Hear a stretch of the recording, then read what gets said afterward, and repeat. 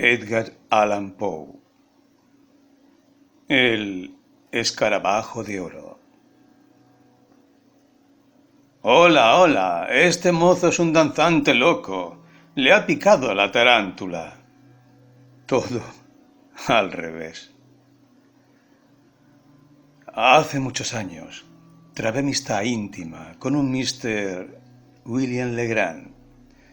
Era de una antigua familia de hugonotes, y en otro tiempo había sido rico, pero una serie de infortunios habíale dejado en la miseria. Para evitar la humillación consiguiente a sus desastres, abandonó Nueva Orleans, la ciudad de sus antepasados, y fijó su residencia en la isla de Sullivan, cerca de Charleston, en Carolina del Sur. Esta isla es una de las más singulares. Se compone únicamente de arena de mar y tiene poco más o menos 3 millas de largo. Su anchura no excede de 1/4 de milla. Está separada del continente por una ensenada apenas perceptible que fluye a través de un yermo de cañas y légamo, lugar frecuentado por patos silvestres. La vegetación, como puede suponerse, es pobre, o por lo menos enana. No se encuentran allí árboles de cierta magnitud. Cerca de la punta occidental, donde se alza el fuerte Moultrie y algunas miserables casuchas de madera habitadas durante el verano por las gentes que huyen del polvo y de las fiebres de Charleston, pueden encontrarse, es cierto, el palmito erizado, pero la isla entera, a excepción de ese punto occidental y de un espacio árido y blancuzco que bordea el mar, está cubierta de una espesa maleza del mirto oloroso, tan apreciado por los horticultores ingleses. El arbusto alcanza allí con frecuencia una altura de 15 o 20 pies y forma una casi impenetrable espesura, cargando el aire con su fragancia.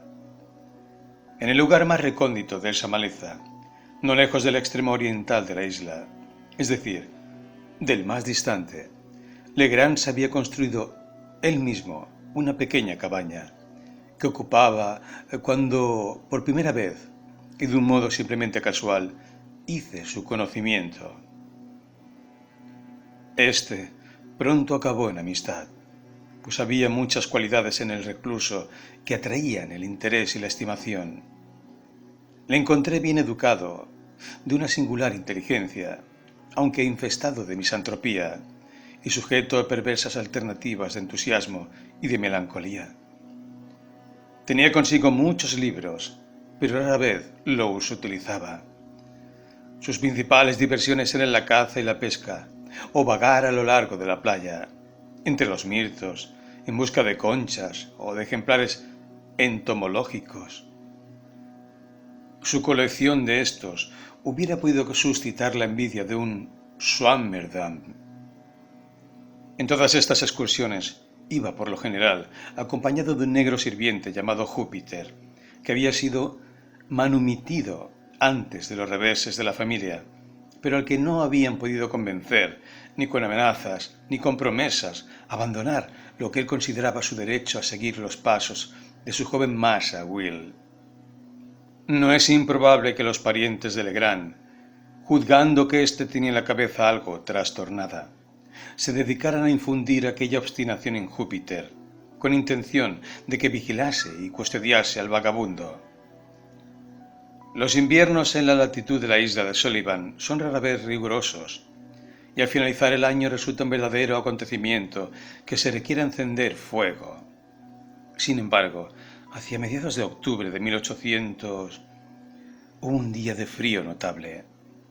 Aquella fecha, antes de la puesta del sol, subí por el camino entre la maleza hacia la cabaña de mi amigo, a quien no había visitado hacía varias semanas, pues residía yo por aquel tiempo en Charleston, a una distancia de 9 millas de la isla, y las facilidades para ir y volver eran mucho menos grandes que hoy día.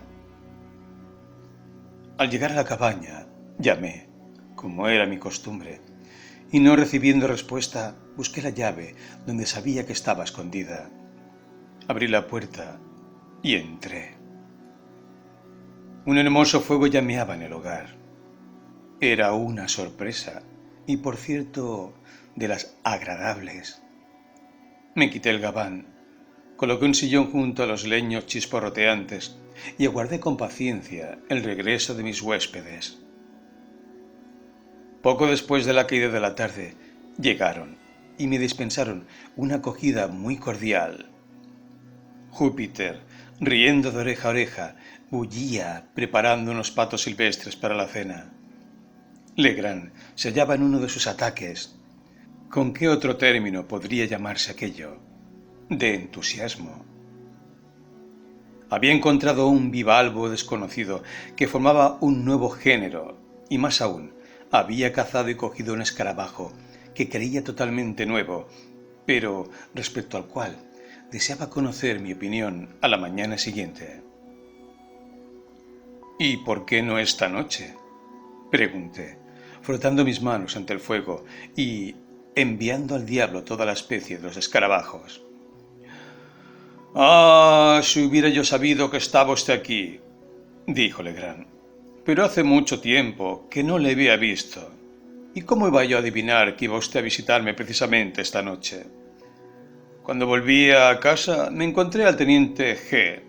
del fuerte, y sin más ni más le he dejado el escarabajo, así que le será a usted imposible verle hasta mañana. Quédese aquí esta noche y mandaré a Júpiter allí abajo al amanecer. Es la cosa más encantadora de la creación».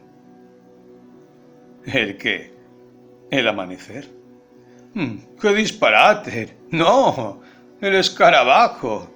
Es de un brillante color dorado, aproximadamente del tamaño de una nuez, con dos manchas de un negro azabache, una cerca de la punta posterior y la segunda algo más alargada en la otra punta. Las antenas son... «No hay estaño en él, Massa Will, se lo aseguro», interrumpió aquí Júpiter. «El escarabajo es un escarabajo de oro macizo todo él, dentro y por todas partes, salvo las alas. No he visto nunca un escarabajo la mitad de pesado». «Bueno, supongamos que sea así», replicó Legrand, algo más vivamente, según me pareció, de lo que exigía el caso. «¿Es esto una razón para dejar que se quemen las aves?» El color, y se volvió hacia mí, bastaría para justificar la idea de Júpiter. No habrá usted visto nunca un reflejo metálico más brillante que el que emite su caparazón, pero no podrá usted juzgarlo hasta mañana. Entretanto, intentaré darle una idea de su forma. Dijo esto sentándose ante una mesita sobre la cual había una pluma y tinta, pero no papel. Buscó un momento en un cajón, sin encontrarlo. «No importa», dijo, por último. «Esto bastará».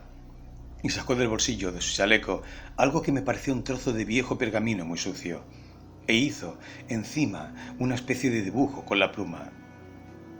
Mientras lo hacía, permanecí en mi sitio junto al fuego, pues tenía aún mucho frío. Cuando terminó su dibujo me lo entregó sin levantarse. Al cogerlo se oyó un fuerte gruñido, al que siguió un ruido de rascadura en la puerta. Júpiter abrió, y una enorme terranova perteneciente a Legrand se precipitó dentro, y echándose sobre mis hombros me abrumó a caricias, pues yo le había prestado mucha atención en mis visitas anteriores. Cuando acabó de dar brincos, miré el papel, y a decir verdad, me sentí perplejo ante el dibujo de mi amigo. Bueno, dije después de contemplarlo unos minutos, esto es un extraño escarabajo. Lo confieso, nuevo para mí. No he visto nunca nada parecido antes, a menos que sea un cráneo o una calavera, a lo cual se parece más que ninguna otra cosa que haya caído bajo mi observación. «¡Una calavera!», repitió Legrand. «Oh, sí, bueno. Tiene ese aspecto indudablemente en el papel. Las dos manchas negras parecen unos ojos, ¿eh? Y la más larga de abajo parece una boca. Además, La forma entera es ovalada. Quizás sea así, dije, pero temo que usted no sea un artista, Legrand. Debo esperar a ver el insecto mismo para hacerme una idea de su aspecto. En fin, no sé, dijo él, un poco irritado. Dibujo regularmente, o al menos debería dibujar, pues he tenido buenos maestros y me jacto de no ser de todo tonto. Pero entonces, mi querido compañero, usted bromea, dije. Esto es un cráneo muy pasable. Puedo incluso decir que es un cráneo excelente, conforme a las vulgares nociones que tengo acerca de tales ejemplares de la fisiología. Y su escarabajo será el más extraño de los escarabajos del mundo, si se parece a esto. Podríamos inventar alguna pequeña superstición muy espeluznante sobre ello. Presumo que va usted a llamar a ese insecto Scarubeus caput hominis, o algo por el estilo. Hay en las historias naturales muchas denominaciones semejantes, pero ¿dónde están las antenas de que usted habló? ¿Las antenas? Dijo Legrand, que parecía colorarse inexplicablemente con el tema. Estoy seguro de que debe usted de ver las antenas. Las he hecho tan claras cual lo son en el propio insecto, y presumo que es muy suficiente. Bien, dije. ¿Acaso las haya hecho usted y yo no las vea aún?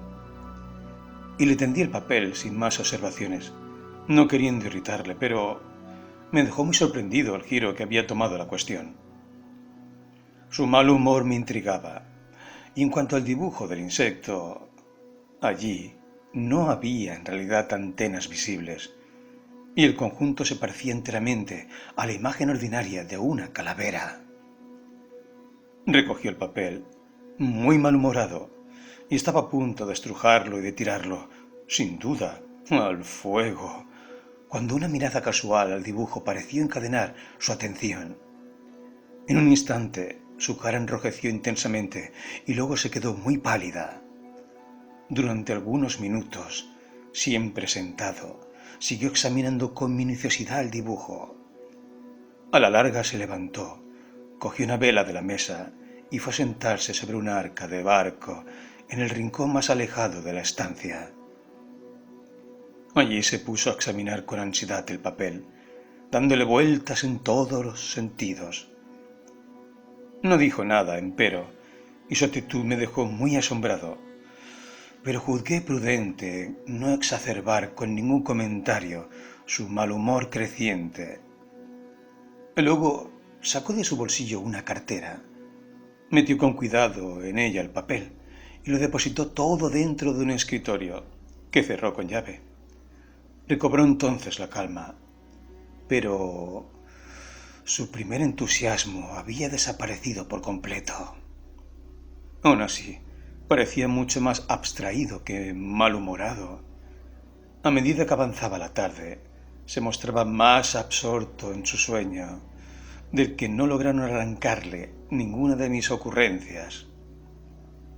Al principio, había yo pensado pasar la noche en la cabaña, como hacía con frecuencia antes, pero viendo a mi huésped en aquella actitud, juzgué más conveniente marcharme.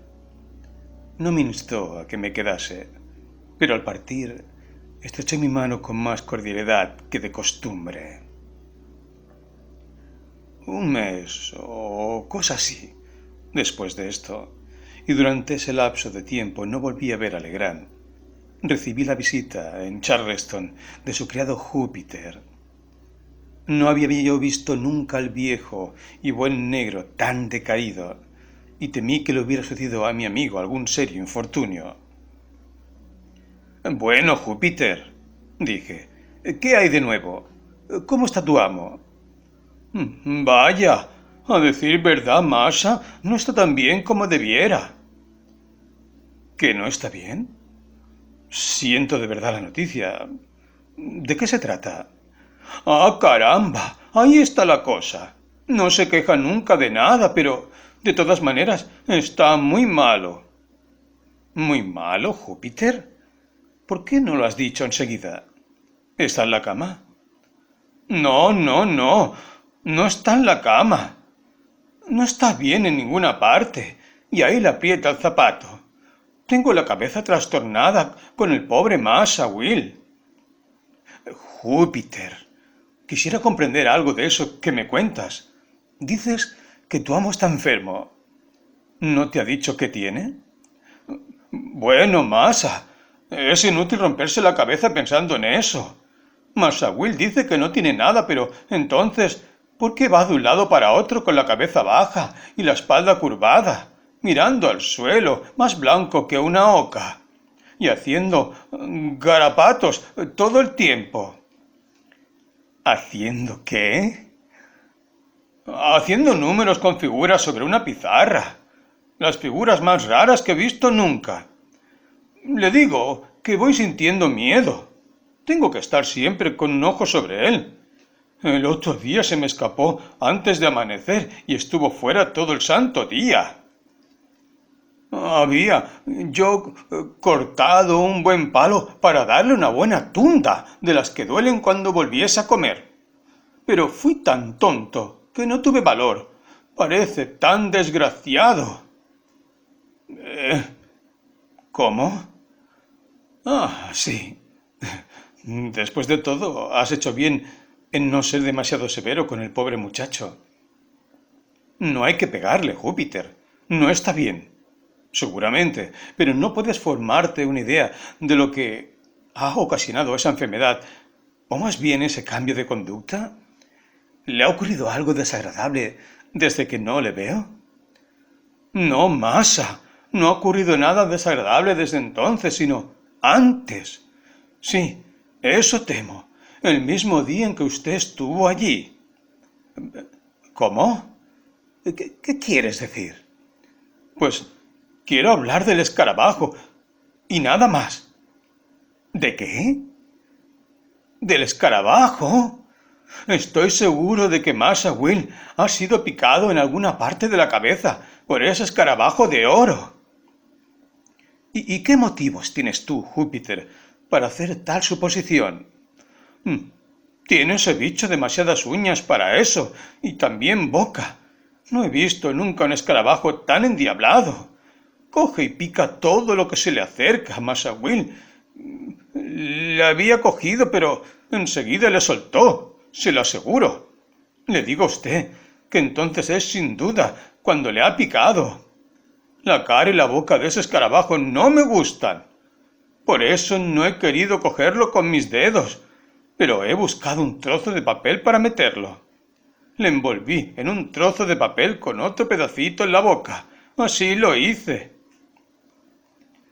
¿Y tú crees que tu amo ha sido picado realmente por el escarabajo y que esa picadura le ha puesto enfermo? No lo creo. No lo sé. ¿Por qué está siempre soñando con oro? Sino porque le ha picado el escarabajo de oro. Ya he oído hablar de esos escarabajos de oro. Pero, ¿cómo sabes que sueña con oro? ¿Cómo lo sé? Porque habla de ello hasta durmiendo. Por eso lo sé. Bueno, Júpiter, quizá tengas razón, pero ¿a qué feliz circunstancia debo hoy el honor de tu visita? ¿Qué quiere usted decir, Masa? ¿Me traes algún mensaje de Mr. Legrand?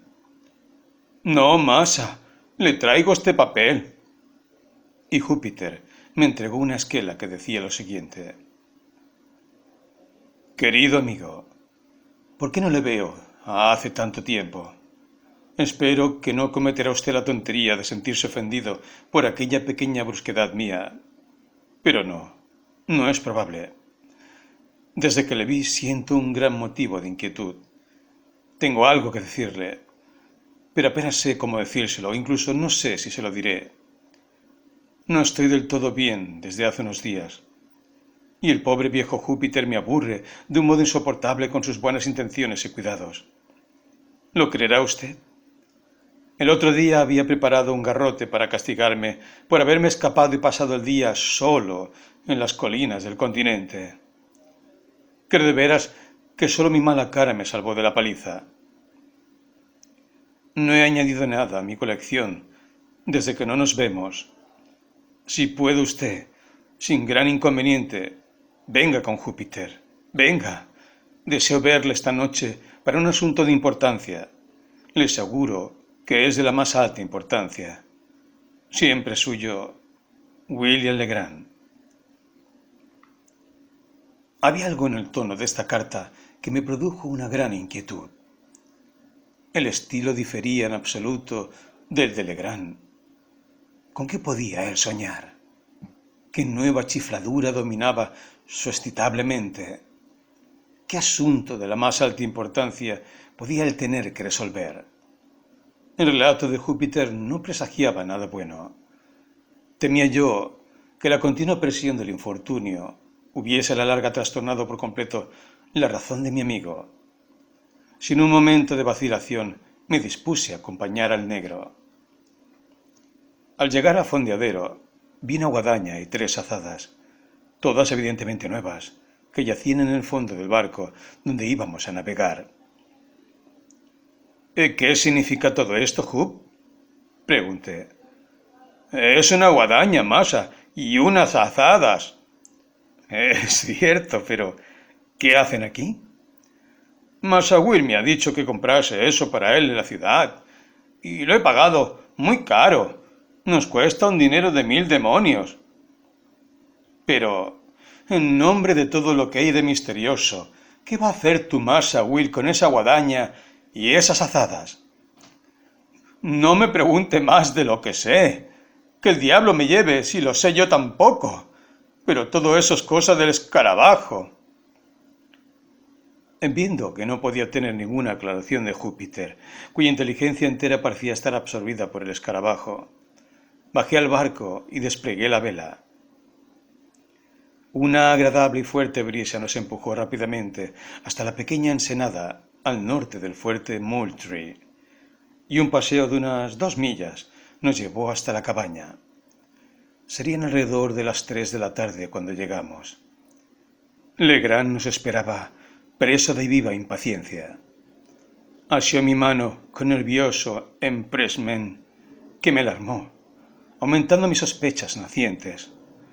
Su cara era de una palidez espectral y sus ojos muy hundidos brillaban con un fulgor sobrenatural. Después de algunas preguntas sobre mi salud, quise saber, no ocurriéndoseme nada mejor que decir, si el teniente G le había devuelto el escarabajo. Oh, sí, replicó, poniéndose muy colorado. Le recogí a la mañana siguiente. Por nada me separaría de ese escarabajo. ¿Sabe usted que Júpiter tiene toda la razón respecto a eso? ¿En qué? Pregunté, con un triste presentimiento en el corazón. En suponer que el escarabajo es de oro de veras. Dijo esto con un aire de profunda seriedad que me produjo una indecible desazón. Ese escarabajo hará mi fortuna, prosiguió él, con una sonrisa triunfal. Al reintegrarme en mis posiciones familiares, ¿he de extrañar que yo lo aprecie tanto? Puesto que la fortuna ha querido concederme esa dádiva, no tengo más que usarla adecuadamente, y llegaré hasta el oro del cual ella es indicio. Júpiter, ¿traes escarabajo? ¿Cómo? ¿El escarabajo, masa? Prefiero no tener jaleos con el escarabajo. Ya sabrá cogerlo usted mismo. En ese momento, Legrand se levantó con un aire solemne e imponente y fue a sacar el insecto de un fanal dentro del cual le había dejado. Era un hermoso escarabajo desconocido en aquel tiempo por los naturalistas y por supuesto de un gran valor desde un punto de vista científico. Ostentaba 2 manchas negras en un extremo del dorso y en el otro una más alargada.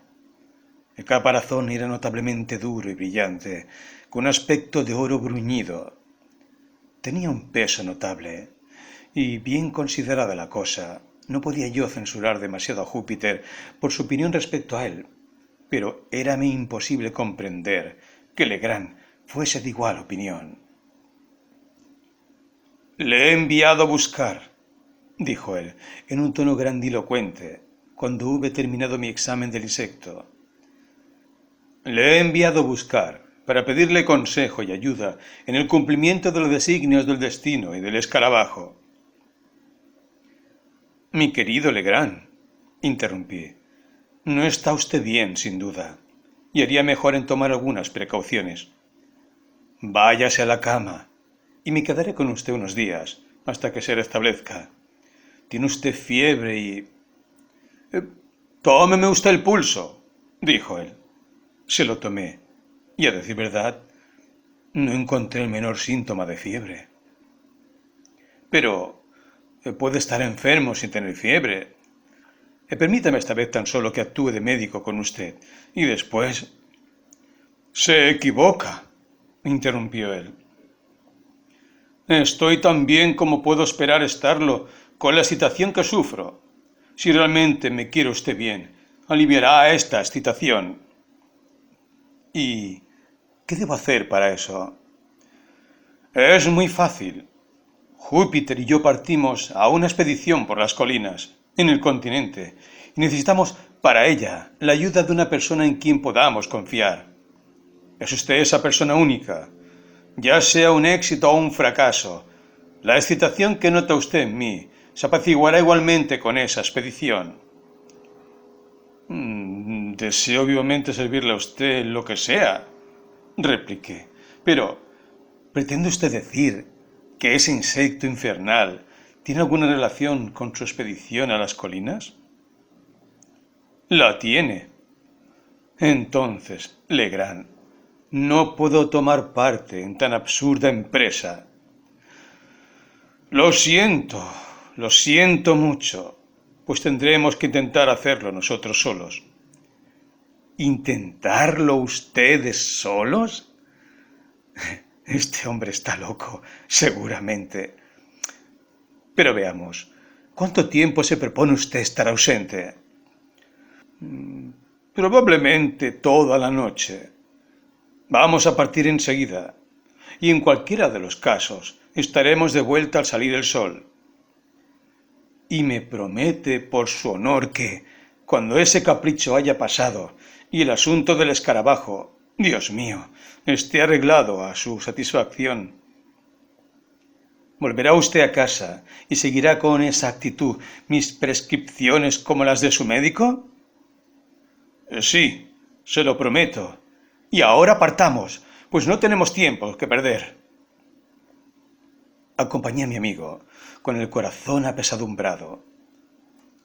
A cosa de las 4 nos pusimos en camino Legrand, Júpiter, el perro y yo.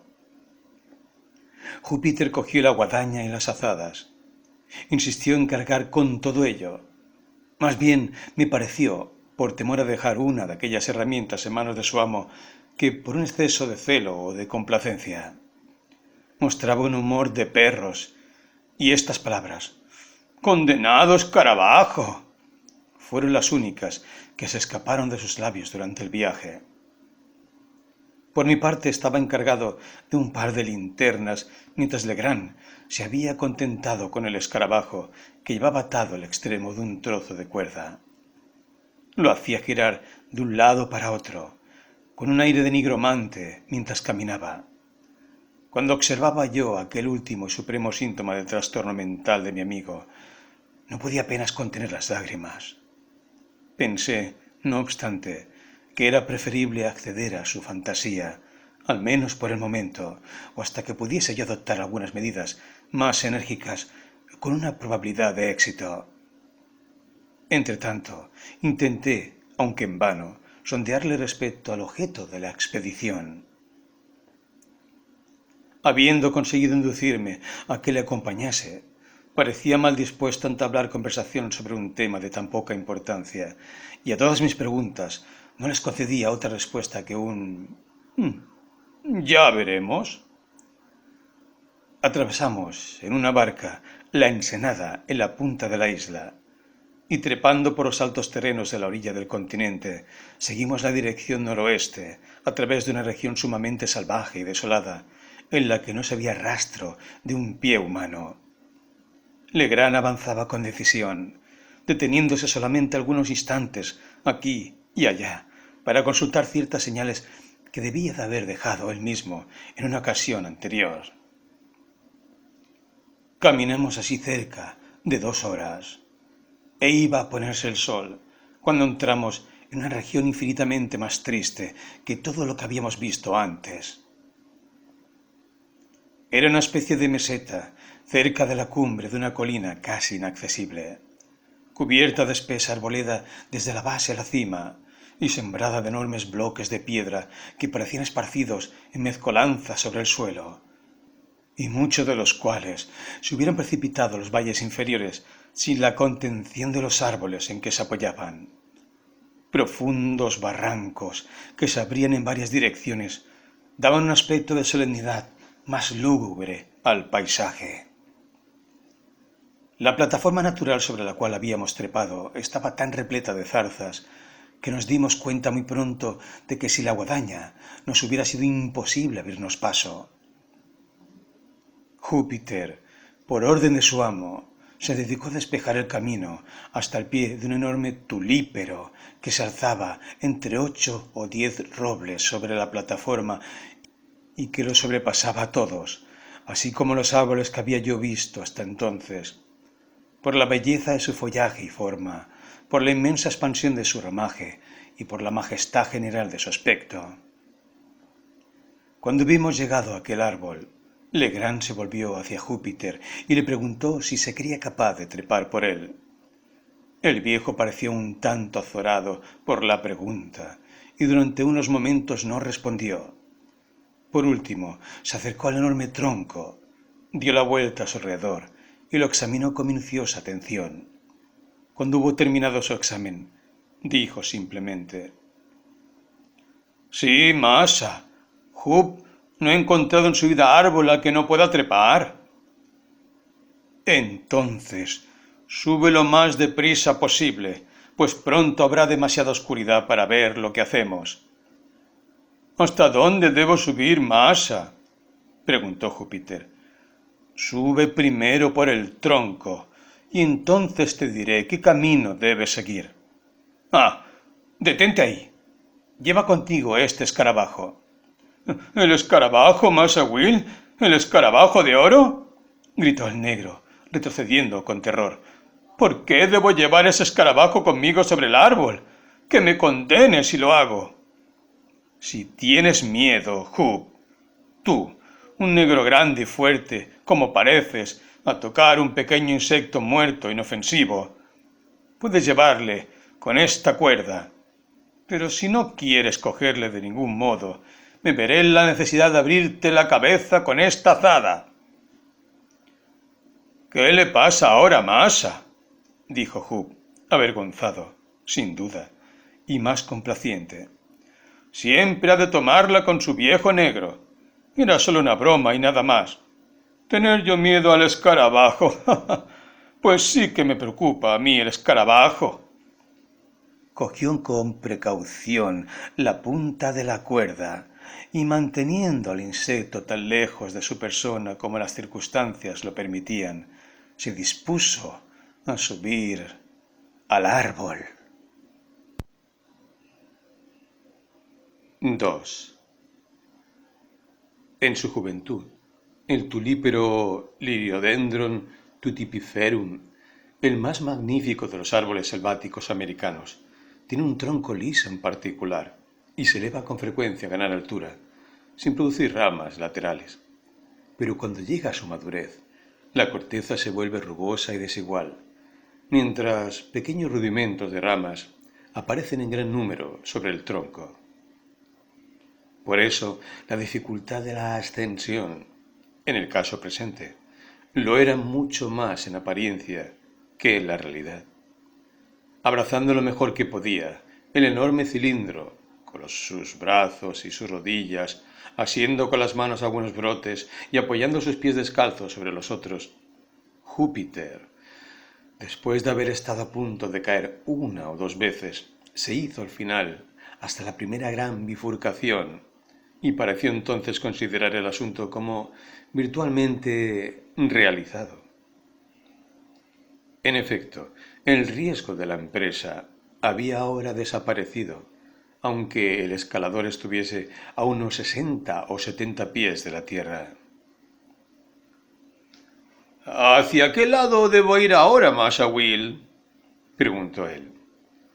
Sigue siempre la rama más ancha, la de ese lado, dijo Legrand.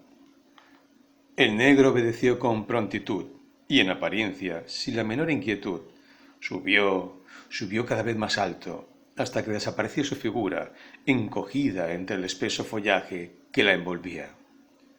Entonces se dejó oír su voz, lejana, gritando. ¿Debo subir mucho todavía? ¿A qué altura estás? Preguntó Legrand. Estoy tan alto, replicó el negro, que puedo ver el cielo a través de la copa del árbol. No te preocupes del cielo, pero atiende a lo que te digo. Mira hacia abajo el tronco y cuenta las ramas que hay debajo de ti por ese lado. ¿Cuántas ramas has pasado? 1, 2, 3, 4, 5. He pasado 5 ramas por ese lado, Massa. Entonces sube una rama más. Al cabo de unos minutos, la voz se oyó de nuevo, anunciando que había alcanzado la 7ª rama. ¡Ahora, Jup! Gritó Legrand con una gran agitación. Quiero que te abras camino sobre esa rama, hasta donde puedas. Si ves algo extraño, me lo dices. Desde aquel momento, las pocas dudas que podía haber tenido sobre la demencia de mi pobre amigo se disiparon por completo. No me quedaba otra alternativa que considerarle como atacado de locura. Me sentí seriamente preocupado con la manera de hacerle volver a casa. Mientras reflexionaba sobre qué sería preferible hacer, volví a oírse la voz de Júpiter. Tengo miedo de avanzar más lejos por esa rama. Es una rama muerta en casi toda su extensión. ¿Dices que es una rama muerta, Júpiter? Gritó Legrand con voz trémula. Sí, Massa, muerta como un clavo de puerta. Eso es cosa sabida, no tiene ni pizca de vida. ¿Qué debo hacer en nombre del cielo? Preguntó Legrand, que parecía sumido en una gran desesperación. ¿Qué debe hacer? Dije, satisfecho de que aquella oportunidad me permitiese colocar una palabra. Volver a casa y meterse en la cama. Vámonos ya. Sea usted amable, compañero. Se hace tarde. Y además, acuérdese de su promesa. ¡Júpiter! Gritó él, sin escucharme en absoluto. ¿Me oyes? Sí, Massa Will, le oigo perfectamente. Entonces tantea bien con tu cuchillo y dime si crees que está muy podrida. ¿Podrida, Massa? Podrida, sin duda, replicó el negro después de unos momentos, pero no tan podrida como cabría creer. Podría avanzar un poco más si estuviese yo solo sobre la rama, eso es verdad. Si estuvieras tú solo, ¿qué quieres decir? Hablo del escarabajo. Es muy pesado el tal escarabajo. Supongo que si lo dejase caer, la rama soportaría bien sin romperse el peso de un negro. ¡Maldito bribón!, gritó Legrand, que parecía muy reanimado. ¿Qué tonterías estás diciendo? Si dejas caer el insecto, te retuerzo el pescuezo. Mira hacia aquí, Júpiter. ¿Me oyes? Sí, Massa, no hay que tratar así a un pobre negro. Bueno, escúchame ahora. Si te arriesgas sobre la rama, todo lo lejos que puedas hacerlo, sin peligro y sin soltar el insecto, te regalaré $1 de plata tan pronto como hayas bajado. Ya voy, Massa Will, ya voy, replicó el negro con prontitud. Estoy al final ahora. ¿Al final? Chilló Legrand, muy animado.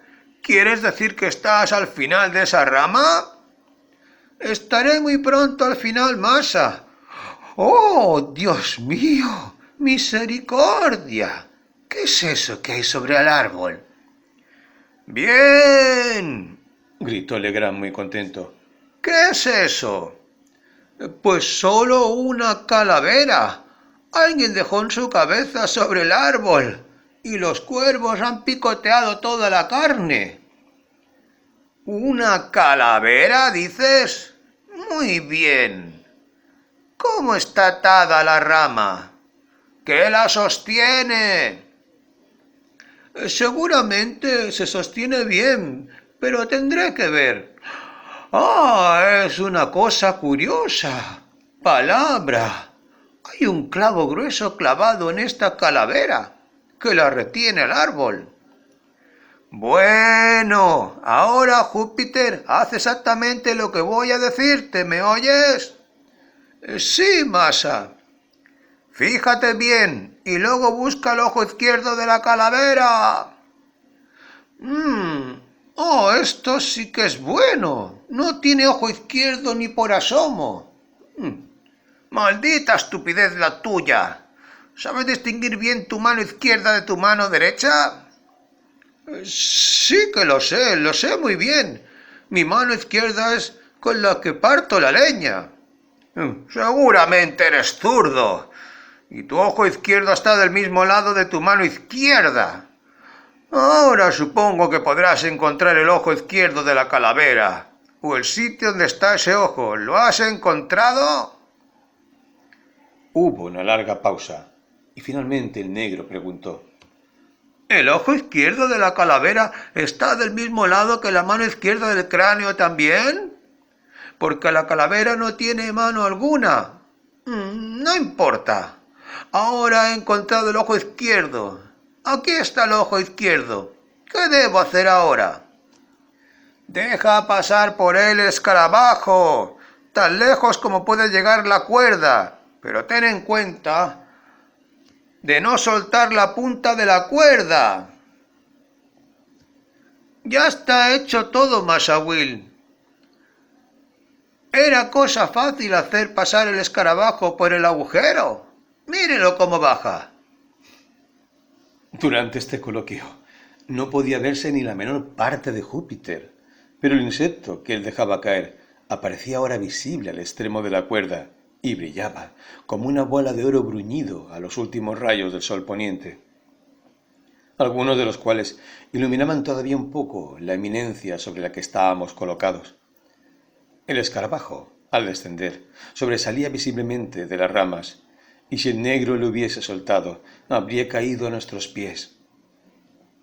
Legrand cogió enseguida la guadaña y despejó un espacio circular de 3 o 4 yardas de diámetro justo debajo del insecto. Una vez hecho esto, ordenó a Júpiter que soltase la cuerda y que bajase del árbol. Con gran cuidado clavó mi amigo una estaca en la tierra, sobre el lugar preciso donde había caído el insecto, y luego sacó de su bolsillo una cinta para medir. La ató por una punta al sitio del árbol que estaba más próximo a la estaca. La desenrolló hasta esta y siguió desenrollándola en la dirección señalada por aquellos 2 puntos, la estaca y el tronco, hasta una distancia de 50 pies. Júpiter limpiaba de zarzas el camino con la guadaña. En el sitio así encontrado, clavó una segunda estaca y tomándola como centro, describió un tosco círculo de unos 4 pies de diámetro aproximadamente. Cogió entonces una de las azadas, dio la otra a Júpiter y la otra a mí, y nos pidió que cavásemos lo más deprisa posible. A decir verdad, yo no había sentido nunca un especial agrado con semejante diversión, y en aquel momento preciso renunciaría a ella, pues la noche avanzaba y me sentía muy fatigado con el ejercicio que hube de hacer, pero no veía modo alguno de escapar de aquello, y temía perturbar la ecuanimidad de mi pobre amigo con una negativa. De haber podido contar efectivamente con la ayuda de Júpiter, no hubiese yo vacilado en llevar a la fuerza al lunático a su casa, pero conocía demasiado bien el carácter del viejo negro para esperar su ayuda en cualquier circunstancia, y más en el caso de una lucha personal con su amo. No dudaba yo que Legrand estaba contaminado por alguna de las innumerables supersticiones del sur referentes a los tesoros escondidos, y que aquella fantasía hubiera sido confirmada por el hallazgo del escarabajo, o quizá por la obstinación de Júpiter en sostener que era un escarabajo de oro de verdad. Una mentalidad predispuesta a la locura podía dejarse arrastrar por tales sugestiones, sobre todo si concordaban con sus ideas favoritas preconcebidas. Y entonces recordé el discurso del pobre muchacho referente al insecto que iba a ser el indicio de su fortuna. Por encima de todo ello me sentía enojado y perplejo, pero al final decidí hacer ley de la necesidad y cavar con buena voluntad para convencer lo antes posible al visionario con una prueba ocular de la falacia de las opiniones que él mantenía.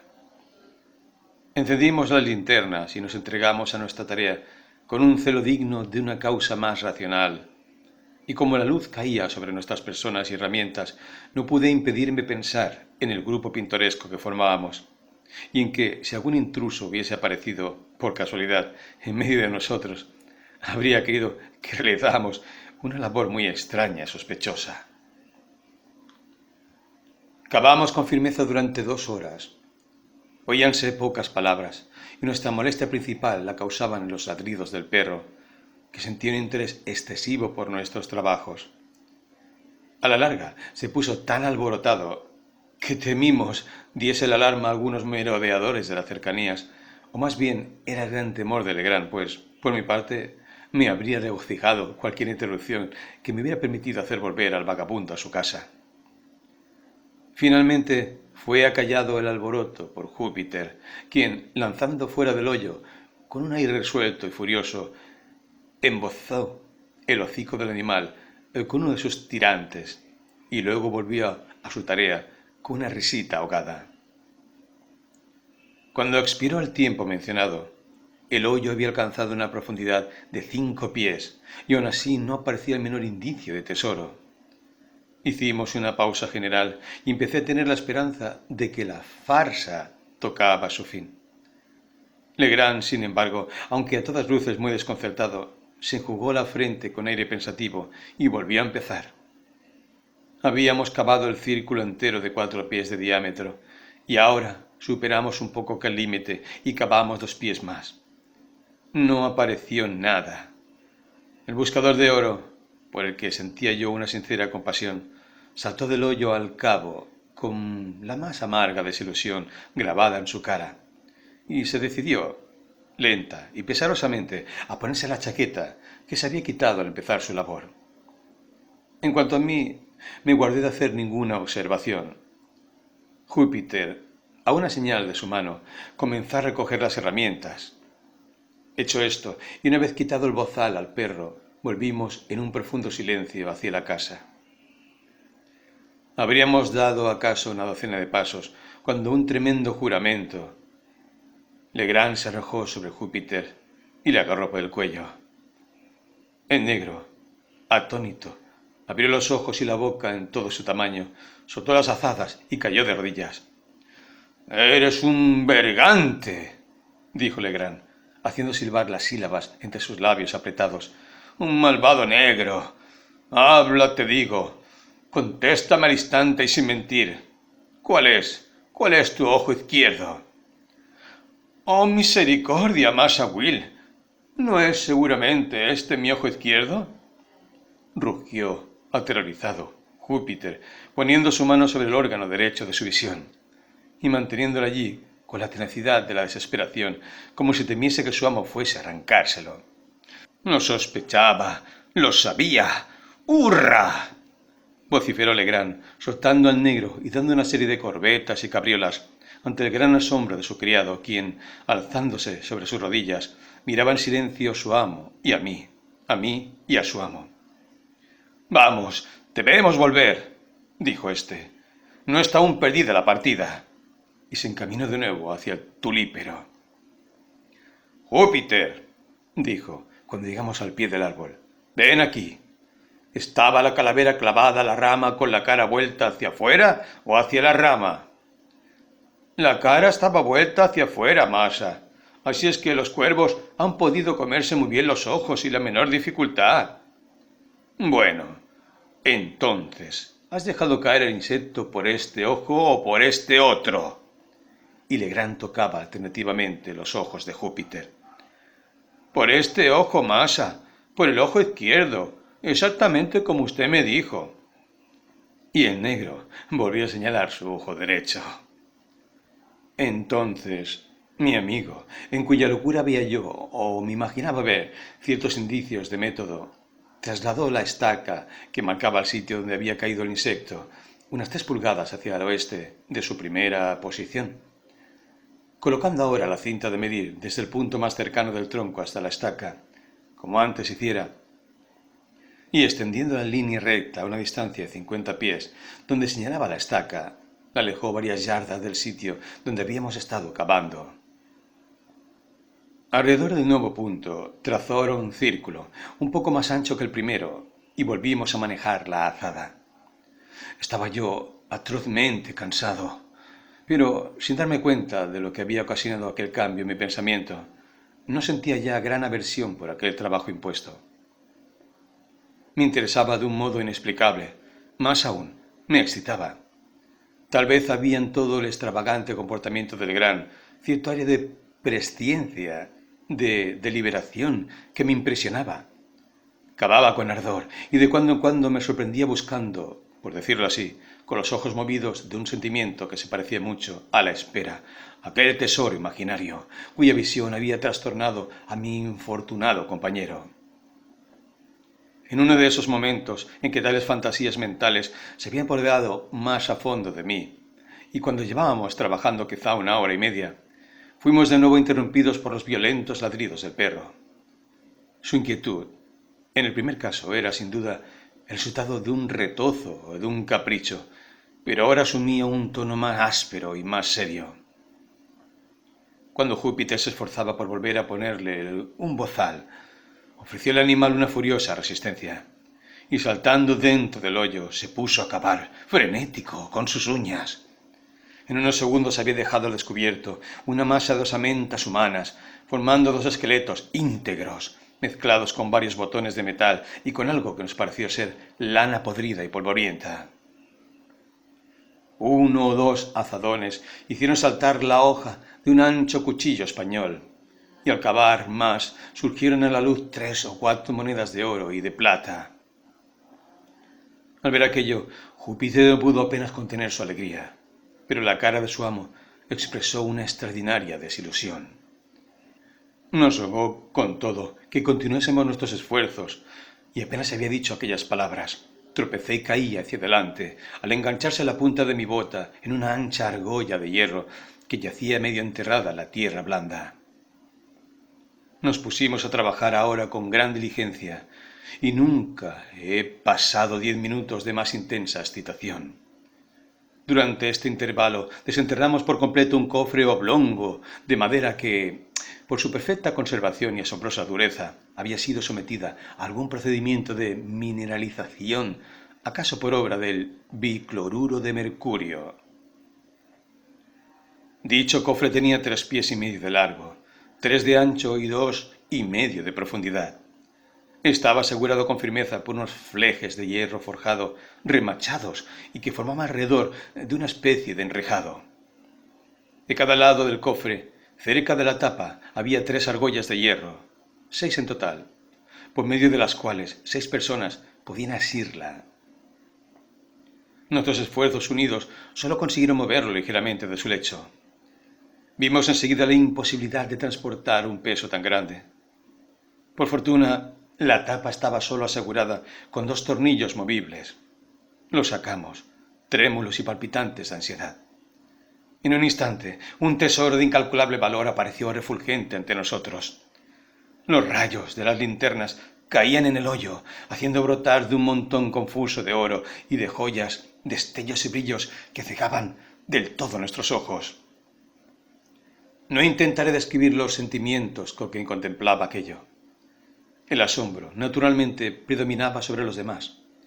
Legrand parecía exhausto por la excitación y no profirió más que algunas palabras.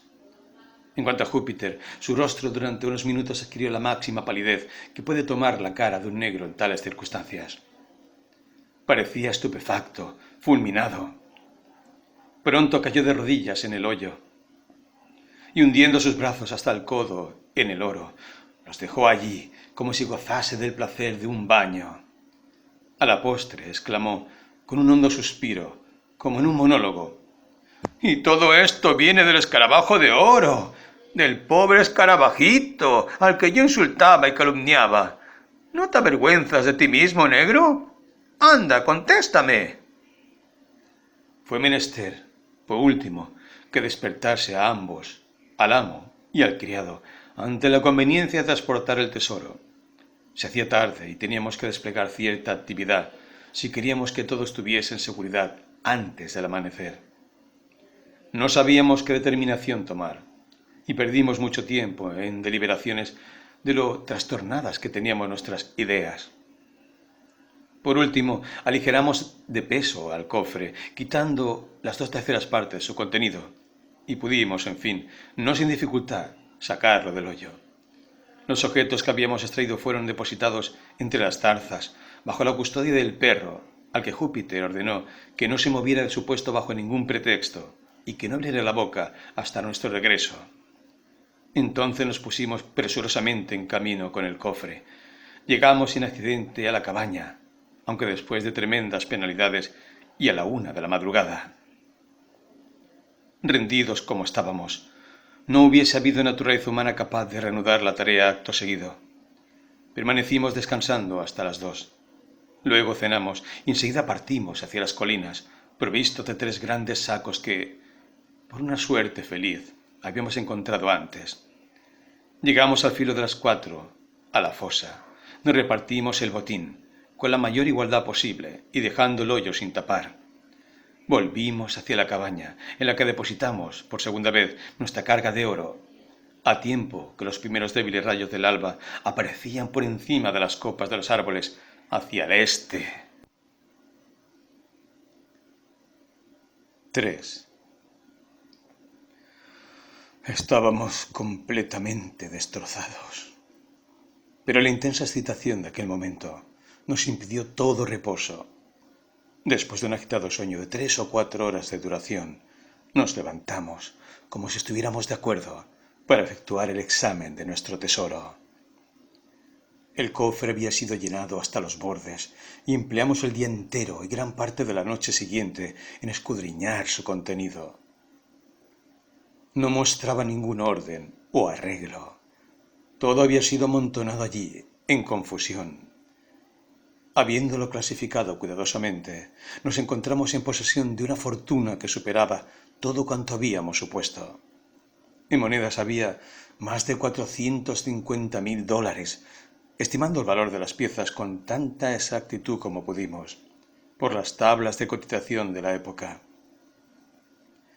No había allí una sola partícula de plata. Todo era oro de una fecha muy antigua y de una gran variedad. Monedas francesas, españolas y alemanas, con algunas guineas inglesas y varios discos de los que no habíamos visto antes ejemplar alguno.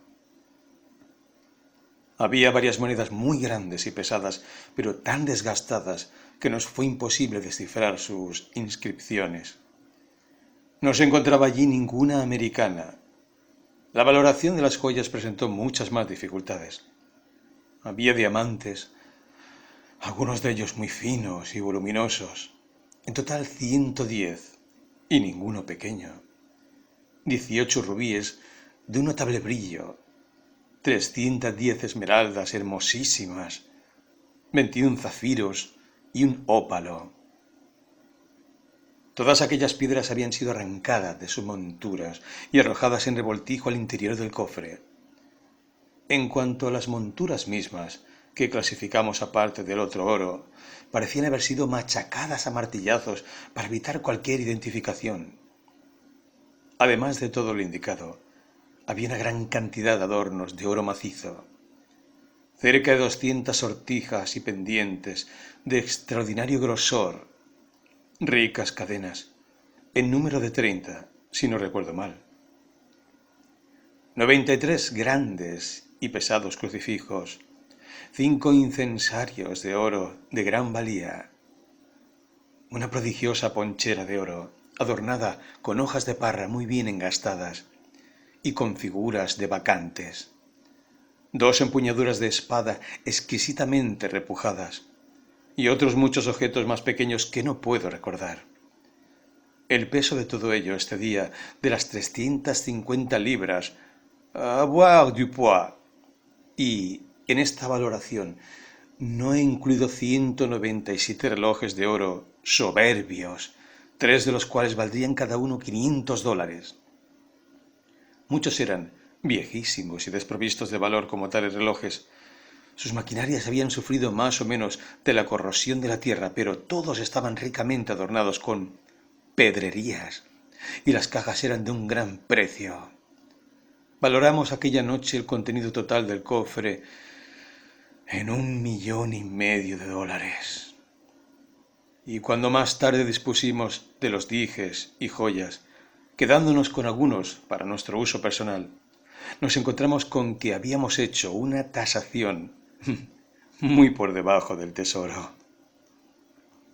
Cuando terminamos nuestro examen, y al propio tiempo se calmó un tanto aquella intensa excitación, Legrand, que me veía consumido de impaciencia por conocer la solución de aquel extraordinario enigma, entró a pleno detalle en las circunstancias relacionadas con él. «Recordará usted», dijo, «la noche en que le mostré el tosco bosquejo que había hecho del escarabajo. Recordará también que me molestó mucho el que insistiese en que mi dibujo se parecía a una calavera. Cuando hizo usted por primera vez su afirmación, creí que bromeaba, pero después pensé en las manchas especiales sobre el dorso del insecto y reconocí en mi interior que su observación tenía en realidad cierta ligera base. A pesar de todo, me irritó su burla respecto a mis facultades gráficas, pues estoy considerado como un buen artista, y por eso, cuando me tendió usted el trozo de pergamino, estuve a punto de estrujarlo y de arrojarlo, enojado, al fuego». «¿Se refiere usted al trozo de papel?», dije. «No, aquello tenía el aspecto de papel, y al principio yo mismo supuse que lo era, pero cuando quise dibujar sobre él, descubrí enseguida que era un trozo de pergamino muy viejo. Estaba todo sucio, como recordará. Bueno, cuando me disponía a estrujarlo, mis ojos cayeron sobre el esbozo que usted había examinado, y ya puede imaginarse mi asombro al percibir realmente la figura de una calavera en el sitio mismo donde había yo querido dibujar el insecto. Durante un momento me sentí demasiado atónito para pensar con sensatez. Sabía que mi esbozo era muy diferente en detalle de este, aunque existiese cierta semejanza en el contorno general. Cogí enseguida una vela y, sentándome en el otro extremo de la habitación, me dediqué a un examen minucioso del pergamino.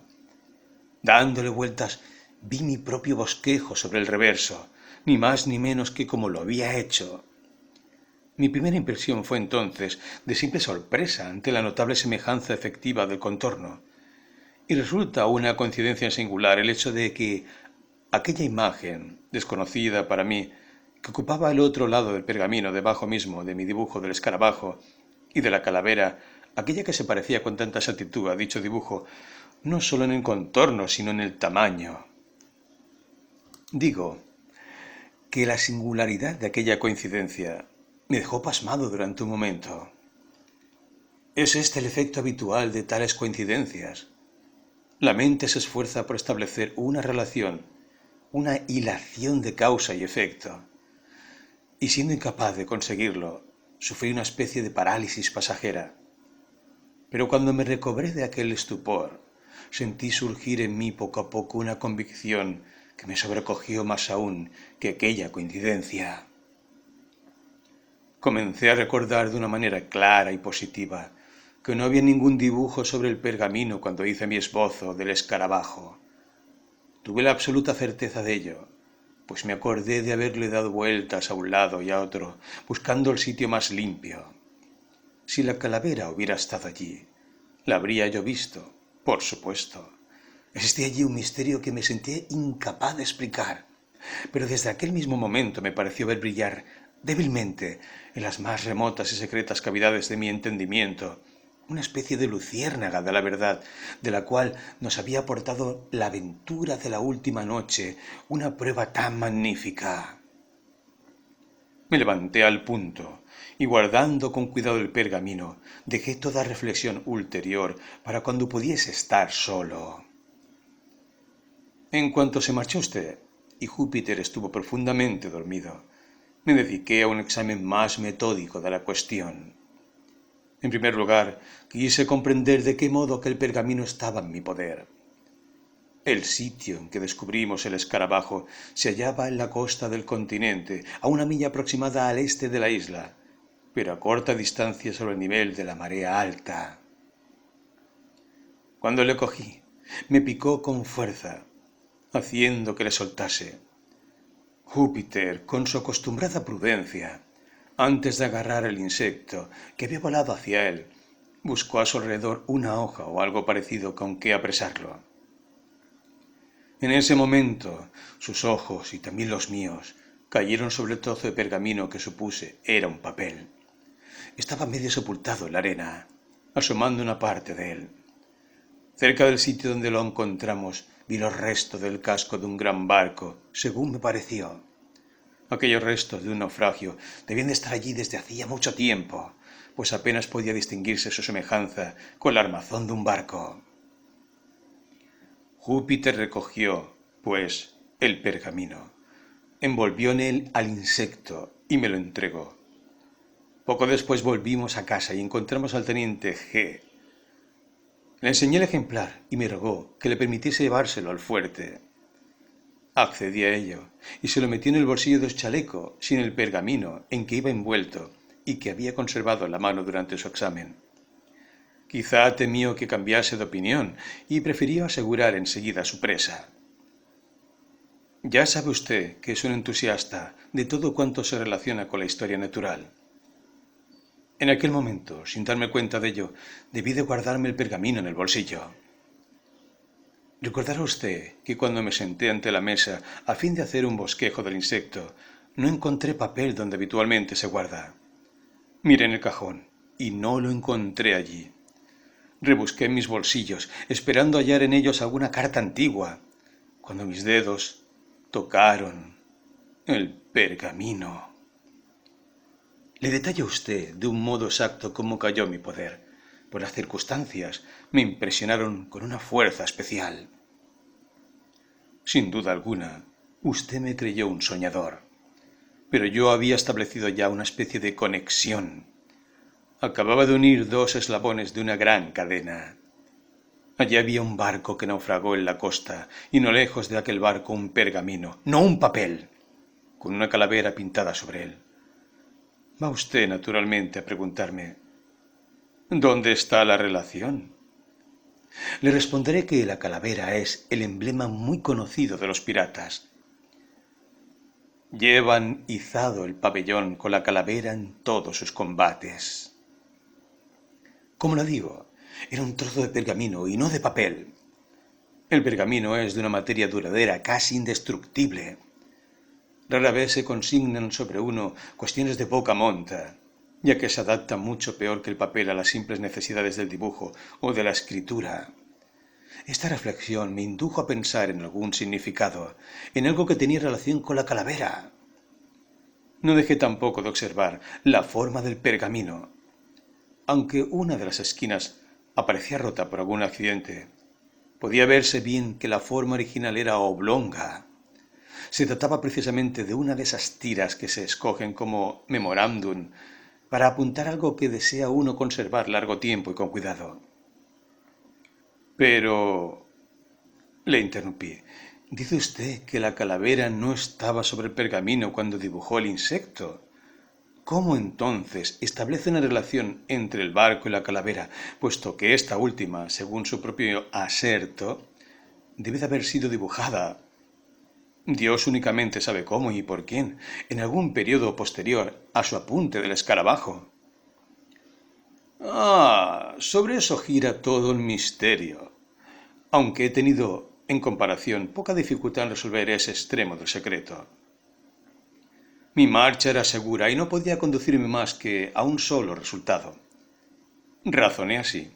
Por ejemplo, al dibujar el escarabajo, no aparecía la calavera sobre el pergamino. Cuando terminé el dibujo, se lo di a usted y le observé con fijeza hasta que me lo devolvió. No era usted, por tanto, quien había dibujado la calavera, ni estaba allí presente nadie que hubiese podido hacerlo. No había sido, pues, realizado por un medio humano, y sin embargo allí estaba. En ese momento de mis reflexiones me dediqué a recordar, y recordé en efecto, con entera exactitud, cada incidente ocurrido en el intervalo en cuestión. La temperatura era fría. Oh, raro y feliz accidente. Y el fuego llameaba en la chimenea. Había yo entrado en calor con el ejercicio y me senté junto a la mesa. Usted, empero, tenía vuelta su silla muy cerca de la chimenea. En el momento justo de dejar el pergamino en su mano, y cuando iba usted a examinarlo, Wolf, el Terranova, entró y saltó hacia sus hombros. Con su mano izquierda usted le acariciaba, intentando apartarle, cogido el pergamino con la derecha, entre sus rodillas y cerca del fuego. Hubo un instante en que creí que la llama iba a alcanzarlo y me disponía a decírselo, pero antes de que hubiese yo hablado, la retiró usted y se dedicó a examinarlo. Cuando hube considerado todos estos detalles, no dudé ni un segundo que aquel calor había sido el agente que hizo surgir a la luz sobre el pergamino la calavera cuyo contorno veía señalarse allí. Ya sabe que hay y ha habido en todo tiempo preparaciones químicas por medio de las cuales es posible escribir sobre papel o sobre vitela caracteres que así no resultan visibles hasta que son sometidos a la acción del fuego. Se emplea algunas veces el zafre, digerido en agua regia y diluido en 4 veces su peso de agua. De ello se origina un tono verde. El régulo de cobalto, disuelto en espíritu de nitro, da el rojo. Estos colores desaparecen a intervalos más o menos largos, después que la materia sobre la cual se ha escrito se enfría, pero reaparecen a una nueva aplicación de calor. Examiné entonces la calavera con toda meticulosidad. Los contornos, los más próximos al borde del pergamino, resultaban mucho más claros que los otros. Era evidente que la acción del calor había sido imperfecta o desigual. Encendí inmediatamente el fuego y sometí cada parte del pergamino al calor ardiente. Al principio no tuvo aquello más efecto que reforzar las líneas débiles de la calavera, pero, perseverando en el ensayo, se hizo visible. En la esquina de la tira, diagonalmente opuesta al sitio donde estaba trazada la calavera, una figura que supuse de primera intención era la de una cabra. Un examen más atento, no obstante, me convenció de que había intentado representar un cabritillo. Exclamé. No tengo sin duda derecho a burlarme de usted. $1,500,000 es algo muy serio para tomarlo a broma, pero no irá a establecer un tercer eslabón en su cadena. No querrá encontrar ninguna relación especial entre sus piratas y una cabra. Los piratas, como sabe, no tienen nada que ver con las cabras. Eso es cosa de los granjeros. Pero si acabo de decirle que la figura no era la de una cabra. Bueno, la de un cabritillo, entonces. Viene a ser casi lo mismo. Casi, pero no del todo, dijo Legrand. Debe usted de haber oído hablar de un tal capitán Kidd. Consideré enseguida la figura de ese animal como una especie de firma logogrífica o jeroglífica.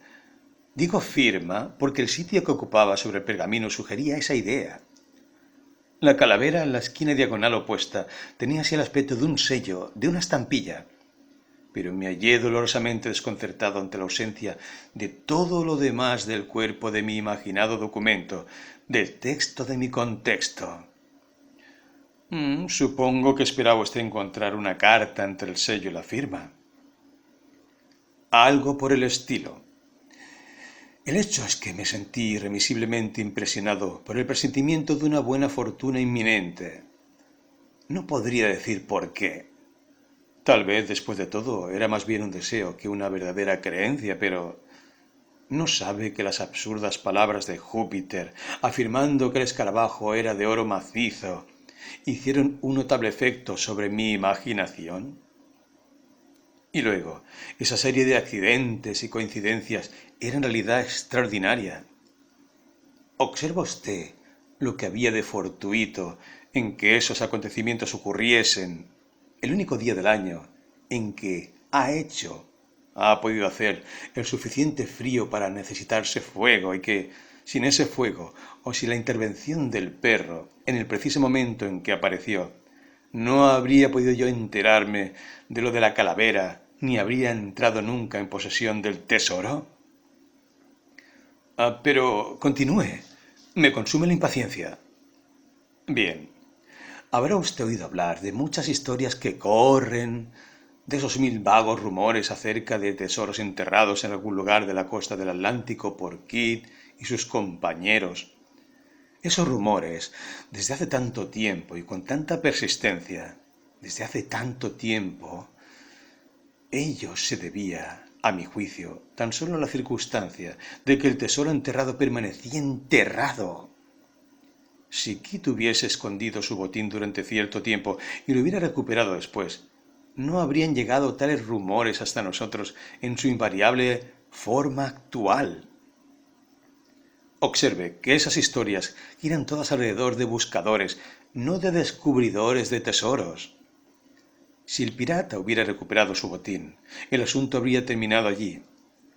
Parecíame que algún accidente, por ejemplo, la pérdida de la nota que indicaba el lugar preciso, debía de haberle privado de los medios para recuperarlo.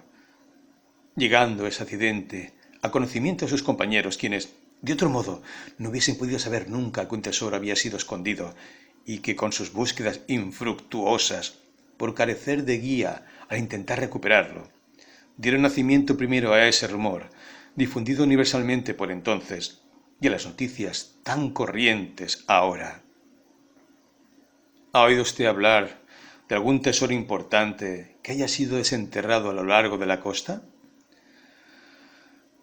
¿Nunca? Pues es muy notorio que Kidd los había acumulado inmensos. Daba yo así por supuesto que la tierra seguía guardándolos, y no le sorprenderá mucho si le digo que abrigaba una esperanza que aumentaba casi hasta la certeza, la de que el pergamino tan singularmente encontrado contenía la última indicación del lugar donde se depositaba. Pero, ¿cómo procedió usted? Expuse de nuevo la vitela al fuego, después de haberlo avivado, pero no apareció nada. Pensé entonces que era posible que la capa de mugre tuviera que ver en aquel fracaso. Por eso lavé con esmero el pergamino, vertiendo agua caliente encima. Y una vez hecho esto, lo coloqué en una cacerola de cobre, con la calavera hacia abajo, y puse la cacerola sobre una lumbre de carbón. A los pocos minutos, estando ya la cacerola calentada a fondo, saqué la tira de pergamino, y fue inexpresable mi alegría al encontrarla manchada en varios sitios con signos que parecían cifras alineadas. Volví a colocarla en la cacerola y la dejé allí otro minuto. Cuando la saqué, estaba enteramente igual a como usted va a verla. Y al llegar allí, Legrand, habiendo calentado de nuevo el pergamino, lo sometió a mi examen. Los caracteres siguientes aparecían de manera toscamente trazados, en color rojo, entre la calavera y la cabra. Pero, dije, devolviéndole la tira, Sigo estando tan oscuras como antes. Si todas las joyas de Golconda esperasen de mí la solución de este enigma, estoy en absoluto seguro de que sería incapaz de obtenerlas. Y el caso, dijo Legrand, que la solución no resulta tan difícil como acabo de imaginarla tras el primer examen apresurado de los caracteres. Estos caracteres, según pueden todos adivinarlo fácilmente, forman una cifra, es decir, contienen un significado, pero por lo que sabemos de Kidd, no podía suponerle capaz de construir una de las más abstrusas criptografías. Pensé, pues, lo primero, que ésta era de una clase sencilla, aunque tal, sin embargo, que pareciese absolutamente indescifrable para la tosca inteligencia del marinero, sin la clave. ¿Y la resolvió usted, en verdad? Fácilmente. Había yo resuelto otras 10.000 veces más complicadas. Las circunstancias y cierta predisposición mental me han llevado a interesarme por tales acertijos, y es en realidad dudoso que el genio humano pueda crear un enigma de ese género, que el mismo ingenio humano no resuelva con una aplicación adecuada. En efecto, una vez que logré descubrir una serie de caracteres visibles, no me preocupó apenas la simple dificultad de desarrollar su significación. En el presente caso, y realmente en todos los casos de escritura secreta, la primera cuestión se refiere al lenguaje de la cifra, pues los principios de solución, en particular, tratándose de las cifras más sencillas, dependen del genio peculiar de cada idioma y pueden ser modificadas por éste. En general, no hay otro medio para conseguir la solución que ensayar, guiándose por las probabilidades, todas las lenguas que os sean conocidas hasta encontrar la verdadera. Pero en la cifra de este caso, toda dificultad quedaba resuelta por la firma. El retruécano sobre la palabra Kidd solo es posible en lengua inglesa. Si en esa circunstancia hubiese yo comenzado mis ensayos por el español y el francés, por ser las lenguas en las cuales un pirata de mares españoles hubiera debido, con más naturalidad, escribir un secreto de ese género. Tal como se presentaba, presumí que el criptograma era inglés. 4. Fíjese usted en que no hay espacios entre las palabras. Si los hubiese habido, la tarea habría sido fácil en comparación. En tal caso hubiera yo comenzado por hacer una colación y un análisis de las palabras cortas, y de haber encontrado, como es muy probable, una palabra de una sola letra, A o I-1, yo, por ejemplo, habría estimado la solución asegurada. Pero como no había espacios allí, mi primera medida era averiguar las letras predominantes, así como las que se encontraban con menor frecuencia. Las conté todas y formé la siguiente tabla. Ahora bien, la letra que se encuentra con mayor frecuencia en inglés es la E. Después, la serie es la siguiente: A, O, Y, D, H, N, R, S, T, U, I, C, F, G, L, M, W, K, P, Q, X, Z. La E predomina de un modo tan notable que es raro encontrar una frase sola de cierta longitud de la que no sea el carácter principal. Tenemos, pues, nada más comenzar una base para algo más que una simple conjetura. El uso general que puede hacerse de esa tabla es obvio, pero para esta cifra particular solo nos serviremos de ella muy parcialmente. Puesto que nuestro signo predominante es el 8, empezaremos por ajustarlo a la E del alfabeto natural. Para comprobar esta suposición, observemos si el 8 aparece a menudo por pares, pues la E se dobla con gran frecuencia en inglés. En palabras como, por ejemplo, meet, speed, sin, been, agree, etc. En el caso presente, vemos que está doblado lo menos 5 veces, aunque el criptograma sea breve. Tomemos, pues, el 8 como la letra E. Ahora, de todas las palabras de la lengua, T-H-E-D es la más usual. Por tanto, debemos ver si no está repetida la combinación de tres signos, siendo el último de ellos el 8. Si descubrimos repeticiones de tal letra, así dispuestas, representarán muy probablemente la palabra de, T-H-E. Una vez comprobado esto, encontraremos números de 7 de tales combinaciones, siendo los signos 48 en total.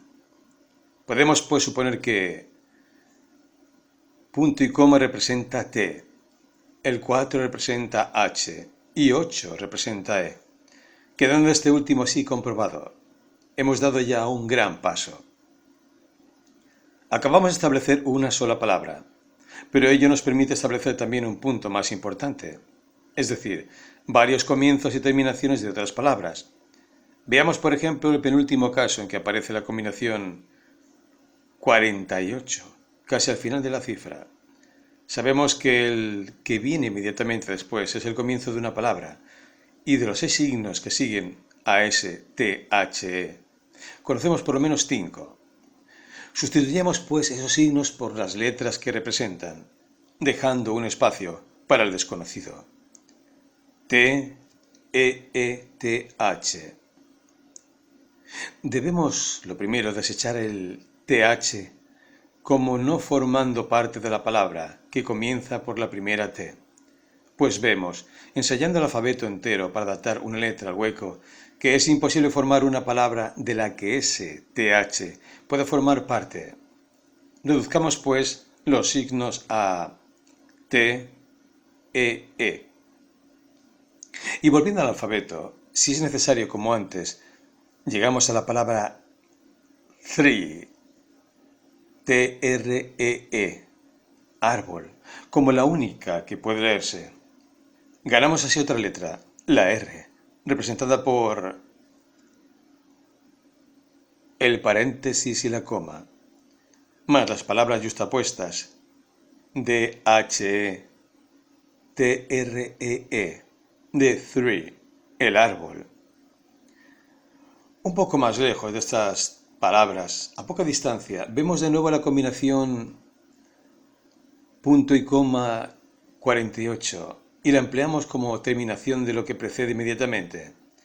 Tenemos así esta distribución de 3, 2 puntos, 4, signo más, interrogación, 34, THE. O sustituyendo con letras naturales los signos que conocemos, leeremos esto. 3, THR, signo más, interrogación, 3H, THE. Ahora, si sustituimos los signos desconocidos por espacios blancos o por puntos, leeremos The 3, THR, puntos suspensivos, H, THE. Y por tanto la palabra through, por, a través, resulta evidente por sí misma. Pero este descubrimiento nos da 3 nuevas letras, O, U, Y, G, representadas por signo más, interrogación, Y3. Buscando ahora cuidadosamente la cifra combinaciones de signos conocidos, encontraremos no lejos del comienzo esta disposición. 83, paréntesis, 88, O, agree, que es evidentemente la terminación de la palabra degree, grado, que nos da otra letra, la D, representada por el signo más. 4 letras más lejos de la primera degree, observamos la combinación punto y coma 46, paréntesis, punto y coma 88, cuyos signos conocidos traducimos representando el desconocido por puntos, como antes, y leemos THRTEA. Arreglo que nos sugiere acto seguido la palabra 13, y que nos vuelve a proporcionar 2 letras nuevas, la I latina y la N, representada por 6 y asterisco. Volviendo ahora al principio del criptograma, encontramos la combinación signo más 3 veces, 53 y signo más 3 veces.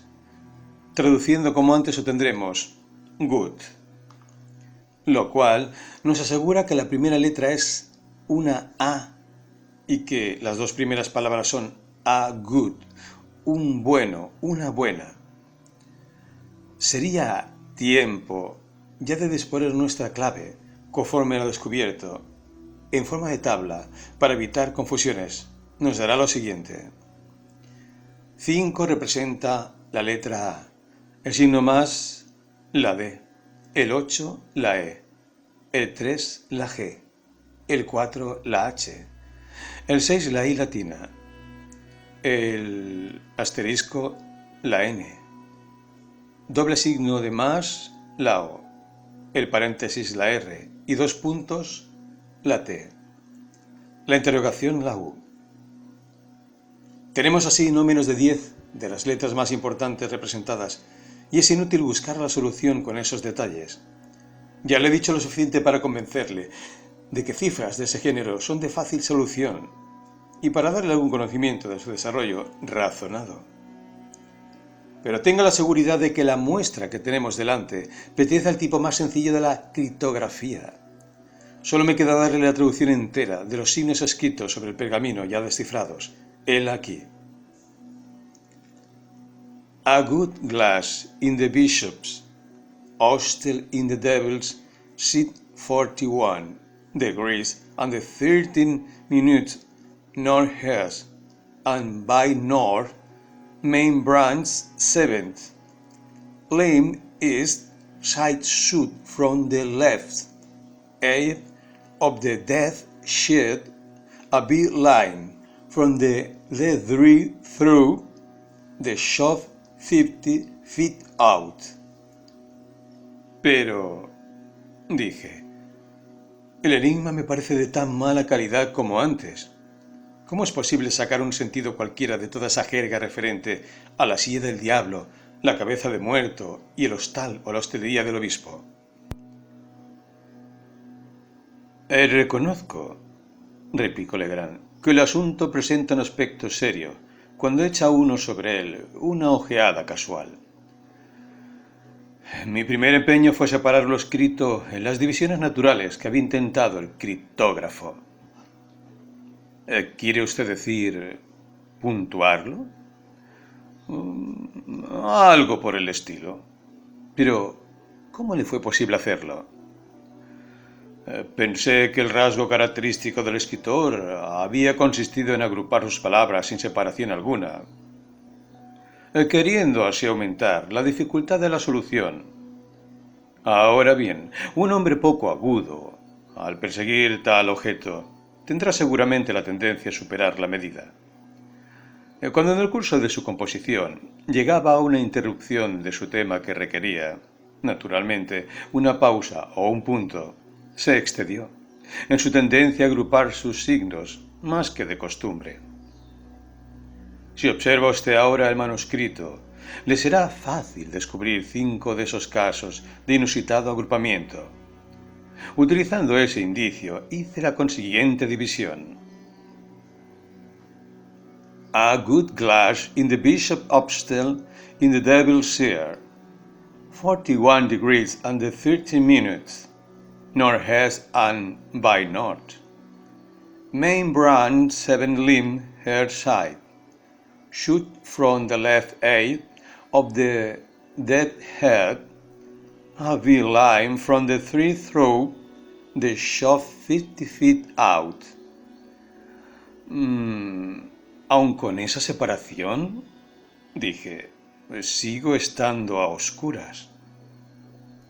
También yo lo estuve, replicó Legrand, por espacio de algunos días, durante los cuales realicé diligentes pesquisas en las cercanías de la isla de Sullivan, sobre una casa que llevase el nombre de Hotel del Obispo, pues, por supuesto, deseché la palabra anticuada hostal, hostería, no logrando ningún informe sobre la cuestión.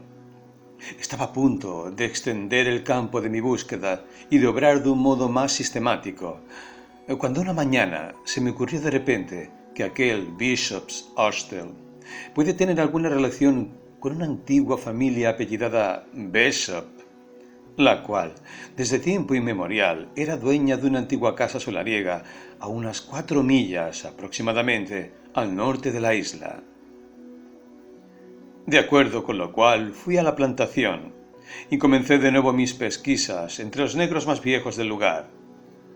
Por último, una de las mujeres de más edad me dijo que ella había oído hablar de un sitio como Bishop Castle, Castillo de Bishop, y que creía poder conducirme hasta él, pero que no era un castillo ni mesón, sino una alta roca.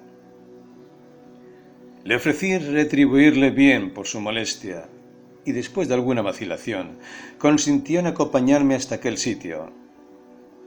Lo descubrimos sin gran dificultad. Entonces la despedí y me dediqué al examen del paraje.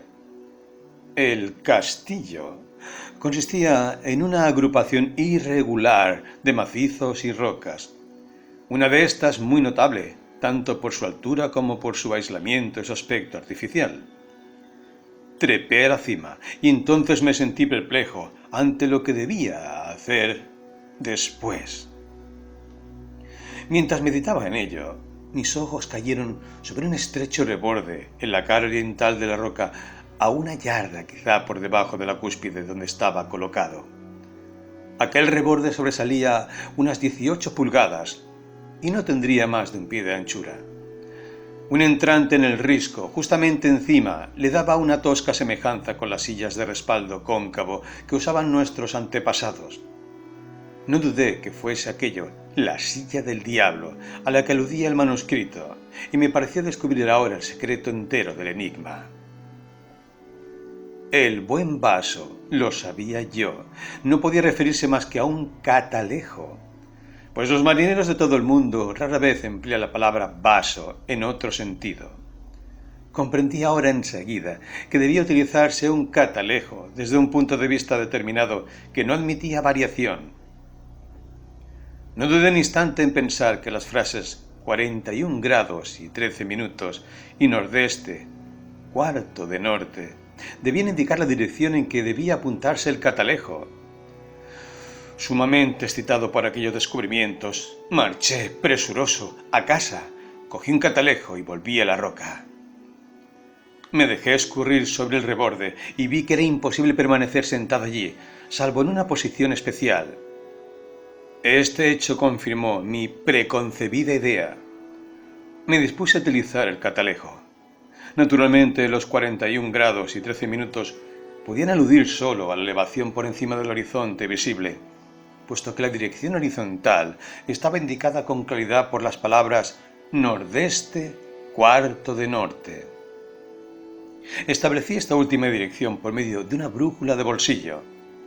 Luego, apuntando el catalejo con tanta exactitud como pude, con un ángulo de 41 grados de elevación, lo moví con cuidado de arriba a abajo, hasta que detuvo mi atención una grieta circular u orificio en el follaje de un gran árbol que sobresalía de todos los demás, a distancia.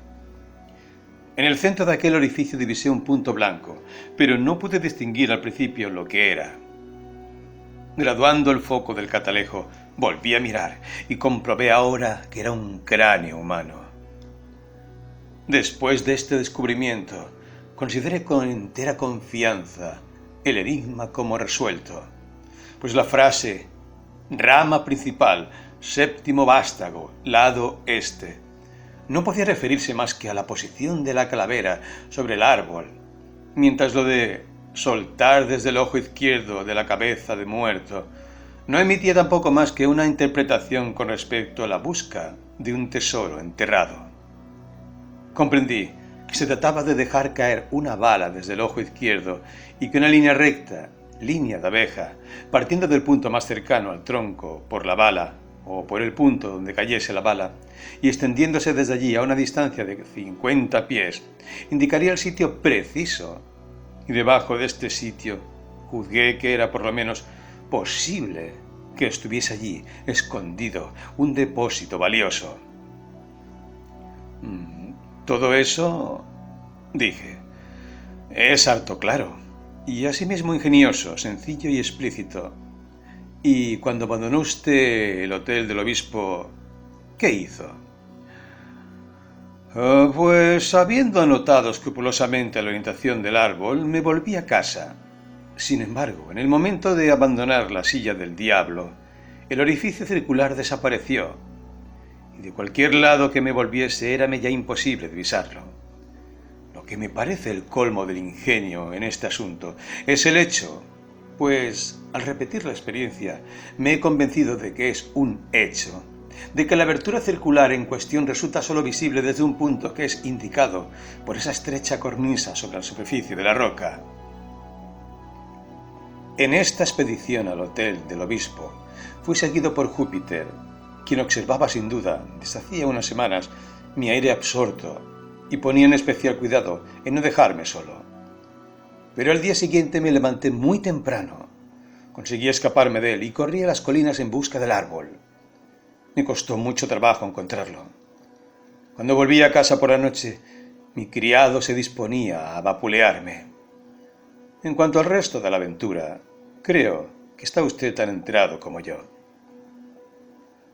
Supongo, dije, que equivocó usted el sitio en las primeras excavaciones a causa de la estupidez de Júpiter, dejando caer el escarabajo por el ojo derecho de la calavera, en lugar de hacerlo por el izquierdo. Exactamente. Esa equivocación originaba una diferencia de 2,5 pulgadas, poco más o menos, en relación con la bala, es decir, en la posición de la estaca junto al árbol, y si el tesoro hubiera estado bajo la bala, el error habría tenido poca importancia, pero la bala y al mismo tiempo el punto más cercano al árbol representaban simplemente 2 puntos para establecer una línea de dirección. Claro está que el error, aunque insignificante al principio, aumentaba al avanzar siguiendo la línea, y cuando hubimos llegado a una distancia de 50 pies, nos había apartado por completo de la pista. Sin mi idea arraigada a fondo de que allí algo había enterrado, todo nuestro trabajo hubiera sido inútil. Pero su grandilocuencia, su actitud balanceando el insecto, cuán excesivamente estrambóticas, tenía yo la certeza de que estaba usted loco. ¿Y por qué insistió en dejar caer el escarabajo desde la calavera en vez de una bala? Vaya, para serle franco me sentí algo molesto por sus claras sospechas respecto a mi sano juicio y decidí castigarle algo, a mi manera, con un poquito de serena mixtificación. Por esa razón balanceaba yo el insecto y por esa razón también quise dejarlo caer desde el árbol. Una observación que hizo usted acerca de su peso me sugirió esta última idea. Sí, lo comprendo. Y ahora no hay más que un punto que me desconcierta. ¿Qué vamos a decir de los esqueletos encontrados en el hoyo? Esa es una pregunta a la cual, lo mismo que usted, no sería yo capaz de contestar. No veo, por cierto, más que un modo plausible de explicar eso, pero mi sugerencia entraña una atrocidad tal que resulta horrible de creer. Aparece, claro, que Kidd, si fue verdaderamente Kidd quien escondió el tesoro, lo cual no dudo, aparece claro que él debió de hacerse ayudar en su trabajo, pero una vez terminado, éste pudo juzgar conveniente suprimir a todos los que compartían su secreto. ¿Acaso un par de azadones fueron suficientes mientras sus ayudantes estaban ocupados en el hoyo? ¿Acaso necesitó una docena? ¿Quién nos lo dirá?